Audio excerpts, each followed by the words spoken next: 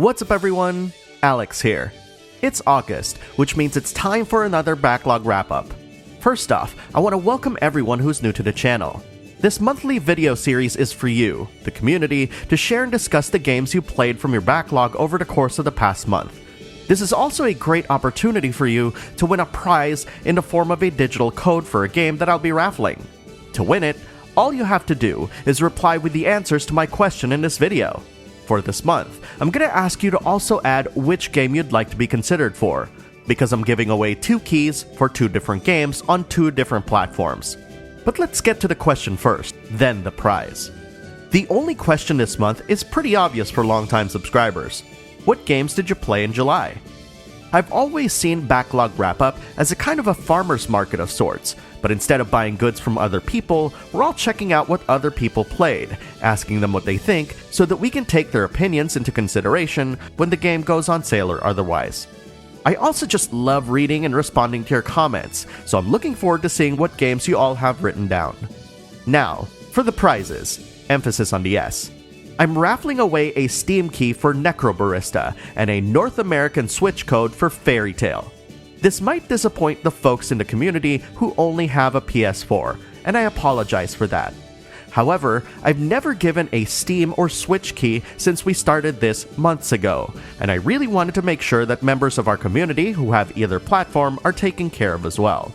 I am giving you all 1 week to post a comment with the answers to what I asked, and the winners will be selected on Monday, August 10th. The winner will be notified via a reply to their comment, as well as a pinned post on this video that will go up that day.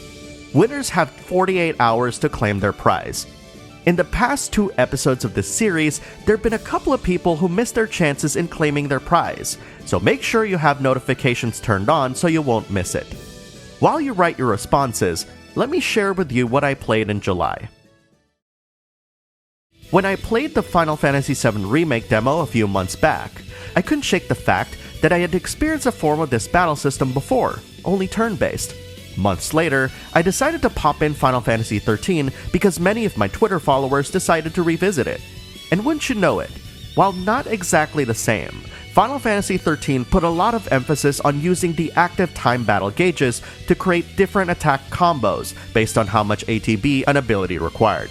And because you're only controlling one character, this made for a fast-paced, turn-based combat system that also allows you to easily manage your entire party. I mean, 1 potion to heal everyone? That's amazing! It also featured one of my favorite battle songs in the post-Uematsu era.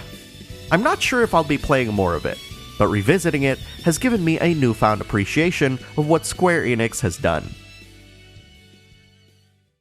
With the summer's blistering heat in full force, I felt that it was the perfect time to play a game that is both wholesome and refreshing, the kind of game that cuts through all the bad news that we're not only seeing outside of games, but from within as well. Super Mario Odyssey happened to plug up that spot very well. I had a strong feeling that I was going to like what Odyssey had to offer, despite my own personal biases about Mario 64 when I was young. I loved exploration, and Odyssey gave me that, plus a ton of platforming challenges that reminded me of some of the best parts of Sunshine and Galaxy. My wife and I are slowly trying to collect all the moons in the game, and it's a fun little distraction that we can just start up quick and dive into without having to worry about quests, stories, and other minutiae. I've been looking forward to playing Ghosts of Tsushima for a while, even going so far as saying that this is going to blow everyone's expectations. And while it's not exactly a perfect game by any means, it fulfills that samurai fantasy really well. Now, I'm not exactly sure I agree with all the comparisons it has with Assassin's Creed, though the presentation of its many cutscenes certainly reminds me of that. I'm actually setting this one aside for now, because I want to play it outside of the current zeitgeist to see if I can approach it in a different way. I feel that there's a specific way that everyone's playing it, and I want to do so outside of the hype of the game. It wouldn't be the first time I've done that. Of course, last but certainly not least is Fairy Tail. Reviewing this game has been a wild ride, and one of those moments where I played the game quite differently than most. I've shared my opinions on it in my review, but I also had to pin a comment I made to clarify that it does, in fact, have 16 playable characters. You just need to do a ton of side content to unlock them. I've played JRPGs that have had optional characters like this, but when your game is all about the fantasy of being able to play characters from a popular anime and manga, it would have been nice for the game to at least be clear as to how you can obtain them. Thankfully, I linked a guide in that very same pinned post, and I've been playing through the game again just so I can play with all 16 characters this time around. And that's all the games I played in July. Admittedly, it's not my busiest month ever, but I have so many games I want to play in August that the next wrap-up is probably going to be packed to the gills with games. That said, I'm looking forward to seeing what you all have played. As always, post the games you played in the comments below, let me know what game you want from the 2 that's being raffled, and good luck!